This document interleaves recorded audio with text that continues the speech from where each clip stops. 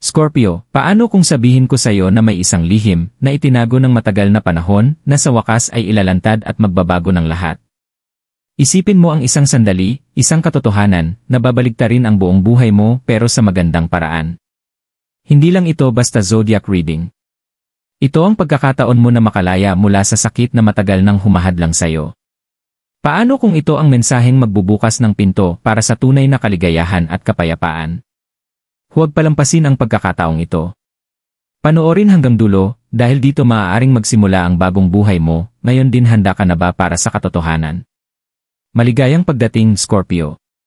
Sa Pilipinas, naniniwala tayo na bawat lihim ay may takdang panahon at bawat sakit ay may katapusan. Kung pakiramdam mo ay mabigat ka nitong mga nakaraang araw, parang may hindi tapos na bagay na humihila sa puso mo, hindi ka nag-iisa. Maraming Scorpio ang nagigising na may kakaibang panaginip, bigla ang ginawin, o mga alaala na ayaw bumitaw. Hindi ito basta-bastang damdamin lang. Ito ay mga palatandaan mula sa universo na malapit nang magbago ng malaki ang buhay mo. Ang mensahe ngayon ay espesyal. Hindi lang ito basta hula, ito ay tungkol sa tunay na paghilom ng damdamin. Sa video na ito, ibubunyag ko ang nakakagulat na katotohanang naghihintay sa'yo, at higit sa lahat, kung paano mo makakamit ang kapayapaang matagal nang hinahanap ng kaluluwa mo. Ipapakita ko rin ang isang simpleng ritual ng pagpapalaya, na hango sa tradisyong Pilipino, at mga palatandaan na handa ka ng tunay na mag-move on. Ang nalalapit na paglalantad. Scorpio, pag-usapan natin ang pakiramdam na hindi mo mapigilan, yung pakiramdam na may paparating, kahit hindi mo maipaliwanag. Napansin mo ba na paulit-ulit na lumalabas ang ilang mga alaala nitong mga nakaraang araw? Baka may marinig kang lumang kanta na nagbabalik ng mga damdamin. Baka may panaginip na ginising ka sa gabi, pinaalala ang isang tao mula sa iyong nakaraan o isang lihim na matagal mo nang tinatago sa kailaliman ng puso. Hindi ito mga pagkakataon lang. Para sa mga Scorpio, nagpapadala ang universo ng mga palatandaan bago ang malaking pagbabago. Maaaring makaramdam ka ng pagkabalisa, hindi mapakali, o kahit ng kaunting excitement, dahil alam ng iyong kaluluwa na ang katotohanan ay palaging lumalabas. Minsan, dumarating ito ng tahimik, tulad ng banayad na simoy ng hangin. Minsan naman, dumadagsa ito parang alon na hindi mo matatakasan. Ngayong buwan, may isang paglalantad na papunta sa'yo. Maaaring ito ay dumating bilang isang mensaheng hindi mo inaasahan, isang biglaang pagkaunawa, o isang harapang pag-uusap na yayanig sa'yo ng todo. Ano man ito, pipilitin ka nitong makita ang mga bagay ayon sa tunay na anyo, hindi ayon sa nais mo na mangyari. Normal lang na matakot. Maraming Pilipino ang lumaki sa paniniwalang, ang katotohanan ang magpapalaya sa'yo, pero nakakalimutan natin kung gaano kalaki ang tapang na kailangan para harapin ang katotohanang iyon. Para sa mga Scorpio, hindi kailanman maliit ang katotohanan. Malalim ito, puno ng damdamin, minsan masakit, pero laging makapangyarihan. Iyan ang nagtatangi sa iyo mula sa ibang mga zodiac sign. Hindi lang ito tungkol sa pag-alam ng lihim, ito ay paghahanda ng puso para sa mga susunod na mangyayari. Masasaktan ba? Siguro sa simula. Pero magpapalaya ba ito sa iyo? Tiyak na. Kaya narito ka, dahil pagod ka ng tumakbo, pagod ka ng manghula, at handa ka na, sa wakas, na bumitaw at magsimulang maghilom. Epekto ng damdamin at pagmumuni-muni. Ngayon, Scorpio, sandali tayong huminto at tunay na pakinggan ang nangyayari sa loob mo. Kapag inihahanda tayo ng universo para sa isang malaking katotohanan, madalas itong nagsisimula sa puso, hindi sa isip. Maaaring mapansin mong mabigat ang dibdib mo o paikot-ikot ang mga iniisip mo sa gabi. Baka mapansin mong nakatingin ka ng walang direksyon sa bintana, nagtatanong kung bakit hindi mo mabitawan ang ilang tao o sandali. Hindi ito kahinaan, ito ay ang iyong espiritu na nakadarama na malapit nang magsara ang isang kabanata. Kilalang-kilala ang mga Scorpio sa kanilang lalim at tindi ng damdamin. Hindi ka lang basta nakararamdam, nilulunok mo ito. Bawat saya, bawat sakit, bawat lihim ay dala mo, minsan ay taon-taon. At habang nagpapalakas ito sa iyo, minsan naman ay nagpapahirap upang magpatuloy. Kumakapit ka, umaasang kusang gaganda ang mga bagay. Pero minsan, ang paggaling ay nangangahulugang tanggapin na hindi na mababago ang nakaraan at ayos lang iyon. Kung nakararanas ka ng biglaang mga alaala, di maipaliwanag na pagluha, o galit sa maliliit na bagay, alamin na hindi ka nag-iisa. Ito ay mga palatandaan na handa na ang kaluluwa mo na palayain ang lumang sakit. Para sa maraming Pilipino, mahirap pag-usapan ang damdamin. Tinuturuan tayong maging matatag, manahimik, at protektahan ang kapayapaan ng pamilya. Pero Scorpio, ang tunay na lakas ay hindi ang pagtatago ng emosyon, ito ay ang pagharap sa mga ito, kahit gaano man ito kasakit. Inaanyayahan kitang huminga ng malalim at dahan-dahan ngayon. Ilagay ang iyong kamay sa puso. Tanungin ang sarili, ano pa ang pinanghahawakan ko? Maaaring ito ay pagsisisi, pagtataksil, na walang pag-ibig, o sugat sa pamilya na hindi mo kailanman nasabi. Ano man ito, sabihin mo sa sarili, iginagalang ko ang aking damdamin. Ligtas akong maramdaman ito. Ligtas akong maghilom. Ito ang iyong sandali ng pagmumuni-muni. Isulat ang iyong mga iniisip sa isang kwaderno o kahit sa mga komento sa ibaba. Tandaan, hindi ka nag-iisa. Libu-libong Scorpio at Pilipino ang kasama mo sa paglalakbay na ito. Sama-sama nating inihahanda ang paggaling na tanging katotohanan lang ang makapagdadala. Konteksto ng kulturang Pilipino. Sa Pilipinas, mayaman tayo sa tradisyon ng paghahanap ng paggaling at sagot, hindi lamang sa mga doktor, kundi mula sa karunungan ng ating mga nakatatanda, ng ating mga albularyo, at mga ritual na ipinasa mula sa henerasyon hanggang henerasyon. Para sa maraming Pilipino, kapag ang sakit ay naging napakabigat na dalhin, tayo ay lumalapit sa mga kwento, panalangin, at maliliit na gawain na nagbibigay sa atin ng koneksyon, proteksyon, at pag-asa. Baka naalala mo ang iyong lola na nag-aapoy ng kandila at bumubulong ng panalangin sa gabi. Baka naman nakita mo ang iyong pamilya na nagsusulat ng mga pangalan sa mga papel at sinusunog ito bilang handog upang pakawalan ang mga bagay na hindi nakapakipakinabang. Hindi ito mga pamahiin lamang, ito ay mga gawa ng pananampalataya, at may espesyal na lugar ito sa puso ng bawat Pilipino. Ang e-closure, o pagtatapos sa ating kultura, ay hindi lang tungkol sa pag-move on, ito ay tungkol sa paggalang sa mga nangyari, pag-alala sa mga sugat na nananatili, at pagbibigay ng daan para lumabas ang sakit. Naniniwala ang mga Pilipino na kung itatago mo ang sakit sa loob ng matagal, ito ay unti-unting nakakaapekto sa lahat, sa iyong damdamin, sa iyong swerte, pati na rin sa iyong kalusugan. Kaya may mga ritual tayo para sa halos bawat yugto ng buhay, kapanganakan, kasal, bagong bahay, at maging sa pamamaalam sa mga mahal sa buhay. Scorpio, ikaw ay tanda ng pagbabago, katulad ng espiritu ng Pilipino.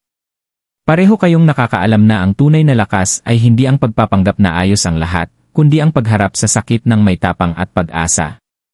Maging ito man ay isang pamahiin ng pamilya o simpleng panalangin bago matulog, ang pagkilala sa iyong nararamdaman at pagpapalaya nito ay isang makapangyarihang hakbang. Kaya habang inihahanda mo ang sarili mo para sa nalalapit na katotohanan, tandaan mo na napapaligiran ka ng henerasyon ng karunungan at tradisyon. Hindi ikaw ang una na hinarap ang pusong wasak o mga lihim, at hindi ka rin ang huli. Ang mahalaga ay gumawa ka ng hakbang, anumang hakbang, patungo sa pagpapalaya. Kahit mag-isa ka, kasama ang pamilya, o sa iyong sariling tahimik na paraan, ang iyong kwento ay bahagi ng ating pinagbabahaging paglalakbay bilang mga Pilipino.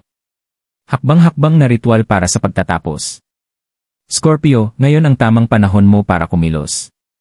Binubuksan ng universo ang isang bintana para sa iyong paggaling, at ang ritual na ito ay ginawa para sa iyo, simple, makapangyarihan, at nakaugat sa tradisyong Pilipino.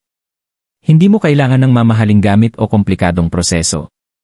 Ang kailangan mo lang ay ang iyong intensyon, ilang pang-araw-araw na bagay, at bukas na puso. Narito ang mga kailangan mo. Isang puting kandila, simbolo ng kadalisayan at bagong simula. Maliit na piraso ng papel. Isang panulat. Isang ligtas na lalagyan o mangkok para saluhin ang abo. Isang baso ng tubig. Hakbang isa, ihanda ang iyong lugar. Humanap ng tahimik na lugar kung saan hindi ka maabala. Maraming Pilipino ang ginagawa ito sa gabi, kung kailan payapa ang mundo at parang mas malapit ang mundo ng espiritu. Linisin ang iyong lugar, sindihan ang puting kandila, at huminga ng malalim ng ilang beses. Isipin na unti-unting natutunaw ang mga mabibigat na pakiramdam sa bawat paghinga palabas. Hakbang dalawa, isulat ang lahat ng ito. Sa papel, isulat ang pangalan ng tao, pangyayari, o lihim na hanggang ngayon ay may hawak na kapangyarihan sa iyo. Maging tapat. Pwede kang magsulat ng marami o kaunti, ito ang iyong ligtas na espasyo, walang panghuhusga, tanging katotohanan lang. Hakbang tatlo, ang pagpapalaya. Hawakan ang papel sa iyong mga kamay. Ipikit ang mga mata at, sa bawat salitang binibigkas mo, hayaan mong dumaloy ang mga damdamin. Mahinang sambitin. Sa apoy na ito, pinapalaya ko ang aking sakit. Sa katotohanan ito, ako'y gumagaling. Handa na akong mag-move on. Maingat na sunugin ang papel sa ibabaw ng kandila, hayaan ang abo na mahulog sa lalagyan. Panoorin kung paano nagiging usok ang iyong mga pasanin at unti-unting lumilipad palayo. Hakbang 4, linisin at isara. Kumuha ng baso ng tubig at dahan-dahang iwisik ang ilang patak sa abo. Isipin na hinuhugas ng tubig ang natitirang sakit. Pagkatapos, patayin ang kandila, damhin ang pagiging magaan at payapa. Hakbang 5, magpasalamat. Mahinang sambitin ang pasasalamat sa iyong sarili, sa mga ninuno, at sa universo. Iginagalang mo ang iyong damdamin at pinili mong maghilom. Tandaan, Scorpio, ang ritual na ito ang iyong daan patungo sa kalayaan. Maaari mo itong ulitin kailanman maramdaman mong bumabalik ang bigat. Ang paggaling mo ay sayo, isang banayad na hakbang sa bawat pagkakataon. Mga totoong kwento at patotoo. Scorpio, hindi ka nag-iisa sa landas na ito. Sa buong Pilipinas, marami nang naglakbay sa sakit, hinarap ang mga lihim na katotohanan, at natagpuan ang lakas sa kabilang dako. Hayaan mo akong ibahagi ang ilang totoong kwento, mga sandali ng paggaling na nagpapakita kung gaano kapangyarihan ang ritual na ito, pati na ang iyong tapang. Una, si Maricel mula sa Laguna. Sa loob ng maraming taon, dala niya ang bigat ng isang nasirang pagkakaibigan, isang hindi pagkakaunawaan na hindi natapos. Tuwing nakikita ko ang pangalan niya online, kumakapit ang puso ko, sabi ni Maricel. Pero sinubukan ko ang ritual ng kandila. Isinulat ko lahat ng gusto kong sabihin, pati na ang mga salitang masakit. Habang sinusunog ko ang papel, parang narinig na ang sakit ko. Naluha ako, pero pagkatapos noon, nakaramdam ako ng kapayapaan. Ngayon, kapag nakikita ko ang pangalan niya, hangad ko na lang ang mabuti para sa kanya. Malaya na ako. Sunod naman si Jerome, isang Scorpio mula sa Cebu. Nakipaglaban siya sa mga inaasahan ng pamilya at mga lihim na hindi niya kailanman nailahad. Sa kultura natin, tinuturuan tayong manahimik tungkol sa mga problema ng pamilya, kwento ni Jerome. Pero unti-unting nilamon ako nito sa loob. Nagdesisyon akong isulat lahat ng hindi ko nasabi sa tatay ko. Nang sinunog ko ang liham, humingi ako ng lakas. Mula noon, pakiramdam ko ay naging magaan na ako. Hindi na ako galit. Unti-unti, nagsimula na akong kausapin ang tatay ko. Hindi pa perpekto, pero gumagaling na ako. At panghuli, si Lola Benita, 72 anyos, mula sa Davao. Matapos mawala ang kanyang asawa, maraming taon siyang nawalan ng direksyon. Mabigat ang sakit, sabi niya. Pero tinuruan ako ng apo ko ng ritual ng kandila. Naluha ako, nagdasal, nagpasalamat sa asawa ko para sa lahat. Sa gabing iyon, nanaginip ako nang umingiti siya sa akin. Pagising ko, naging magaan ang puso ko. Naniniwala akong gusto niyang mag-move on ako. Ang mga kwentong ito ay ilan lamang sa libo-libo. Bawat isa ay patunay na posible ang paggaling. Maaring maluha ka, maaalala ang sakit, pero unti-unti, ang puso ay gumagaling. Scorpio, ang kwento mo ang maaaring maging susunod na inspirasyon. Ang tapang mo ang maaaring magbigay liwanag sa daan para sa iba pang naghahanap ng kapayapaan. Pagpapatuloy, isipan at mga susunod na hakbang. Scorpio, habang tinatahak mo ang mga unang hakbang patungo sa pagtatapos, tandaan mo, ang tunay na paggaling ay hindi isang beses lang na pangyayari. Isa itong paglalakbay, sunod-sunod na maliliit at matapang na desisyon na ginagawa mo araw-araw. Ang ritual na ginawa mo ay isang makapangyarihang simula, pero ang iyong paglago at kapayapaan ay patuloy na lilitaw sa mga darating na araw at linggo. Normal lang na makaramdam ng kawalan o kahit kaunting pagkalito pagkatapos pakawalan ang mabigat na bagay. Maraming Pilipino ang tumutukoy dito bilang lungkot o pangungulila, isang banayad na kalungkutan na dumarating pagkatapos ng malalim na pagpapalaya. Huwag madaliin ang pakiramdam na ito. Hayaan mong makipag-upo ka rito. Nilikha mo lang ang espasyo para pumasok ang bagong enerhiya sa buhay mo. Narito ang ilang simpleng ngunit makahulugang paraan para suportahan ang sarili habang nagpapatuloy ka. Magpasalamat araw-araw sa umaga, paggising mo, magpasalamat sa 3 maliliit na bagay. Ang pasasalamat ay isang makapangyarihang gamot para sa puso. Isulat ang iyong nararamdaman, magtago ng maliit na kwaderno malapit sa kama. Isulat ang iyong mga iniisip at pangarap, lalo na sa mga gabing hindi ka mapakali. Lumapit sa iba, kung may pinagkakatiwalaan kang kaibigan, kapamilya, o grupo ng suporta, ibahagi ang iyong karanasan. Magugulat ka kung ilan ang tahimik na nagdadala ng sariling kwento, naghihintay lang ng makikinig. Alagaan ang katawan, uminom ng tubig, maglakad-lakad, kumain ng simpleng pagkain. Kapag inalagaan mo ang katawan, inaalagaan mo rin ang espiritu. Magsabi ng araw-araw na affirmations, araw-araw, tumingin sa salamin at sabihin sa sarili. Ako'y gumagaling. Ako'y malakas. Handa na ako para sa mga bagong simula. Tandaan, Scorpio, ang pagtatapos ay hindi paglimot. Ito ay paggalang sa mga nangyari, pagtanggap, at pagpili ng kapayapaan kaysa sakit. Nilinis na ng universo ang daan para sa iyo, at ang kailangan mo na lang gawin ay lakbayin ito, hakbang-hakbang lang. Scorpio, isang matapang na hakbang ang iyong ginawa, hindi lang sa panonood ng video na ito, kundi sa pagbukas ng puso mo sa katotohanan at paggaling. Sana ay ipinagmamalaki mo ang sarili mo. Tandaan, walang sinuman ang makakakuha sa iyo ng tagumpay na ito. Iginagalang ng universo ang mga taong pinipili ang katapatan, pagpapalaya, at paglago. Kung naantig ka sa mensaheng ito, o kung ginawa mo ang ritual kasama namin ngayon, inaanyayahan kitang ibahagi ang iyong karanasan sa mga komento sa ibaba. Ang kwento mo, kahit gaano man ito kalaki o kaliit, ay maaaring magbigay inspirasyon sa isang taong tahimik na naghihirap. Gawin nating komunidad na ang bawat isa ay nararamdaman na nakikita, naririnig, at suportado. Kung hindi ka pa handang magbahagi ng pampubliko, ayos lang iyon. Isulat lang. Handa na ako para sa pagtatapos. Tinatanggap ko ang kapayapaan. Ang simpleng affirmation na ito ang iyong hudyat sa universo na inaangkin mo na ang iyong kalayaan. Huwag kalimutang i-like ang video na ito, mag-subscribe sa aming channel, at itap ang notification bell para hindi ka mahuli sa mga susunod na updates. Bawat linggo, nagbabahagi kami ng mga bagong mensahe, ritual, at gabay na nakaangkop para sa kaluluwang Pilipino, laging may malasakit at paggalang sa ating natatanging kultura. Kung kilala mo ang isang Scorpio, o sinumang maaaring kailanganin ang mensaheng ito, pakishare ang video na ito sa kanila. Mas malakas ang paggaling kapag magkasama tayong naglalakbay. Bago tayo magtapos, sandali mong ipikit ang mga mata at pasalamatan ang sarili mo. Bulongin mo, nagawa ko ito. Ako'y gumagaling. Ako'y sumusulong. Isipin ang pagbibigay laya ng iyong mga pasanin, ang pagninning ng iyong espiritu, at ang maliwanag mong hinaharap na puno ng mga bagong posibilidad. Scorpio, hindi ka kailanman nag-iisa sa paglalakbay na ito.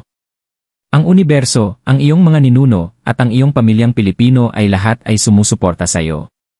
Panatilihing bukas ang puso mo, at magtiwala na ang bawat wakas ay nagdadala ng bagong simula. Maraming salamat sa pagdalo, sa iyong tapang, at sa iyong presensya. Ikinararangal kong makasama ka sa landas na ito.